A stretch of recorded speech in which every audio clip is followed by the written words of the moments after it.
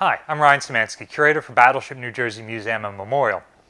One of the most common questions I get asked is, why do I work on museum ships, or why do I enjoy museum ships? And I have to say that the question took me by surprise the first couple of times I got it, because I like museum ships because I like museum ships. Like, I've always visited museum ships. I didn't really have a good answer for it. But over the last 16 years working on these things, I've come up with something of an answer, and I think it's going to hold true for a lot of you guys too. Growing up as a kid, whenever we went on family vacation in the summer, we would usually visit cultural attractions, which I bet is what most of you guys do. We go to museums, museum ships, all sorts of things. So why was it that 6-year-old Ryan loved Battleship Cove more than any of the other attractions in the Massachusetts area?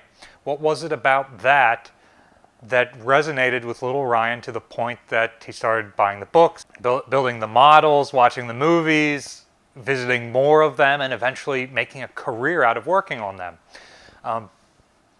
It's because a normal museum experience is very much you walk into a gallery and you look at a thing behind glass. It's boring.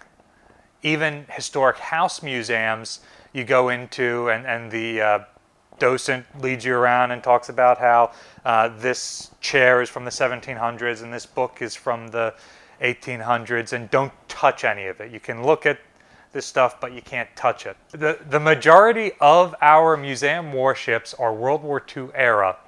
They're built to survive combat, they're built to last, and the things inside of them are military grade equipment, i.e. it's tough to break, which means you can handle it. Most museum ship experiences allow you to go inside the ship and touch things, and things still work. Like, we're in the battleship's machine shop right now, and this stuff all still works. I could put power to it and run it right now if I knew what I was doing with the thing. Our volunteers and staff who do know how to use this stuff do use it to restore the ship. The reason I work on a museum ship instead of in a normal museum, like, obviously I like history. I could have ended up in a regular traditional museum or a historic house or a museum ship. But in any of those other types of museums, the artifact is behind glass. At a museum ship, the ship is the artifact, and you are able to interact with it in the most intimate way possible. I am inside of the artifact right now. Go to the local history museum and try and climb inside one of their Greek amphora and see what the curator says about that. And not just being able to walk around inside the ship.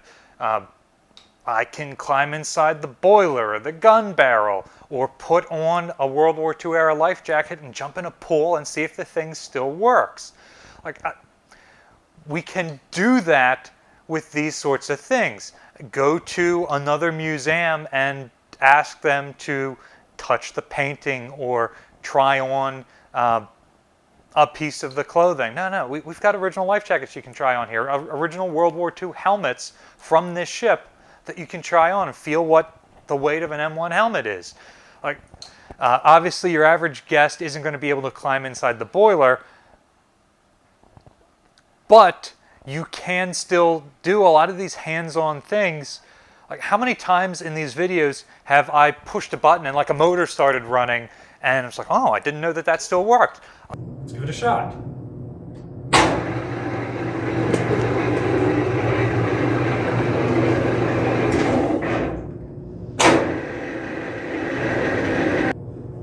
I guess that still works. That is the incredible thing about many museum ships like this one. Even, let's say we go back to older ships like Constellation, where I first started working. She doesn't have any motors that still work. She's been rebuilt several times.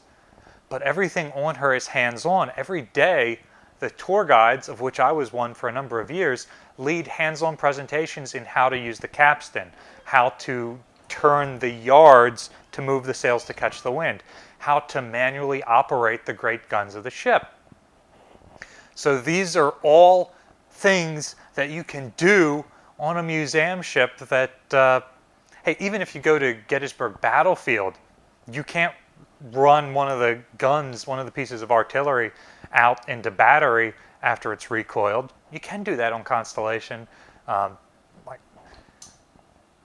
absolutely love that about museum ships. Another thing I love about museum ships, particularly New Jersey and her era of ships, is that we have unprecedented access to photographs, documentation.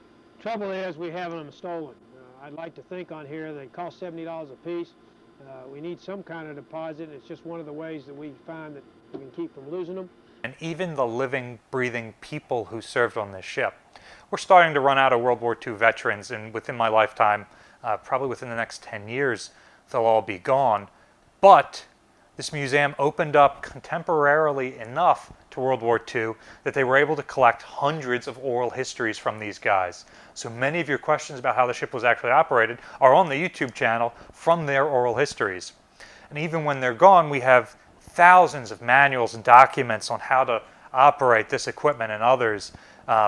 Fortunately for a ship like New Jersey, we had crew on board into the 90s, into my lifetime. I was only 1 year old when the ship was decommissioned, but those guys will hopefully be with us for another 50, 60, 70 years. And we'll be able to ask them questions as we continue to learn more about the ship. And a lot of what works on this ship that still had crew in the 90s holds true on older ships. Texas doesn't have very many of her crew left. She was last in service in 1946. But the things that hold true for this battleship and the equipment on it are very similar to what's on her or North Carolina or Alabama. Another thing I absolutely love is that as a 16-year-old kid still in high school, I was able to apply for a job on a museum ship and do things, not just like give tours of the Historic House Museum and slap people's hands when they try to touch the 17th century vase or whatever happens at those boring places. I got to give people a capstan bar, tell them to insert in the pigeonhole and push it to pull a barrel into the air. I got to explore the ship and take people with me and show them how things worked and let them touch things. And I got to touch things. I was a 16-year-old kid who is as far removed from the Civil War as one can be at this point. So as a unskilled staff member or volunteer, you get access to these museum ships in an even deeper way than you do as a guest who buys a ticket and gets to walk the tour route. So if you are a volunteer who comes on the ship with skills, you can work some of the equipment on board. If you come on the ship without skills, you'll still get to see behind the scenes spaces as we paint them to open them to the public. Yeah, and like me, you might learn enough skills along the way to make a career out of this. Yeah, and another thing about museum ships is we do have this base of experts. So for example, on the Battleship, we've got the Radio Club, who are experts on radio equipment in general and the ship's equipment in specific, and they can tell me, at least high level, how it works and give me an idea. And I might not be able to operate any of that equipment even after 5 years of working with those guys, but I've got an idea of what it's for, how it works. And you can get that. Likewise, museum ship curators like myself, I've got access to a whole network of these guys through the Historic Naval Ships Association. The band has been Johnny Hayes. So let's get a round of applause for them. The most exciting thing in the historic ship community today is social media. The fact that people from all over the world are visiting, touring, experiencing our ships 24/7, 365 days a year. And coming up in mid-September, we have our annual conference. This year, 2022, it's being hosted by Missouri on Pearl Harbor. So we're all going to fly out to Oahu and meet up for 3 or 4 days and discuss all the challenges in this field. Holy cow, it's been a challenging year for museum ships, coming off of the pandemic and having several ships sink or have major maintenance issues. We've got a lot of things that we need to talk about to figure out how we keep that from happening on our own ships.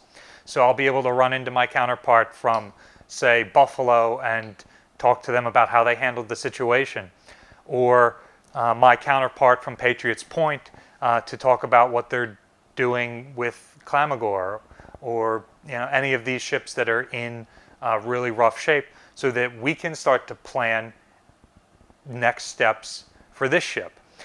Earlier this morning, we had issues with the ship's steam whistle, so we had to trace out from the handle up to the actual whistle itself how that entire system worked and what was wrong with it. And we made a video about that.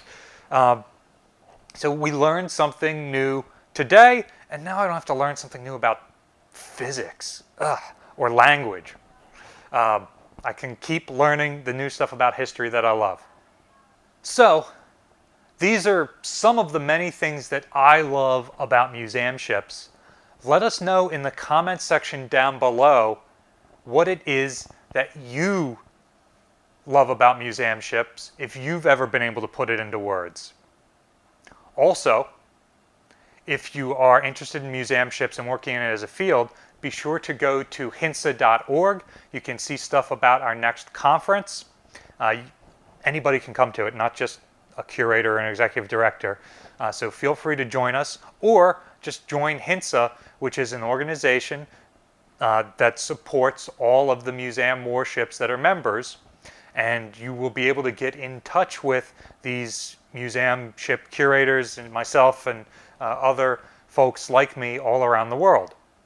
Battleship New Jersey receives operating support from the New Jersey Department of State, also from a number of other businesses and private individuals like yourselves. We really appreciate your support over these years. It's allowed us to make these videos to explore the ships and learn something new together. There's a link in the description below if you'd like to donate so that we can continue doing this. You can also support us by liking, sharing, and subscribing so more people find out about the museum and our channel. Thanks for watching.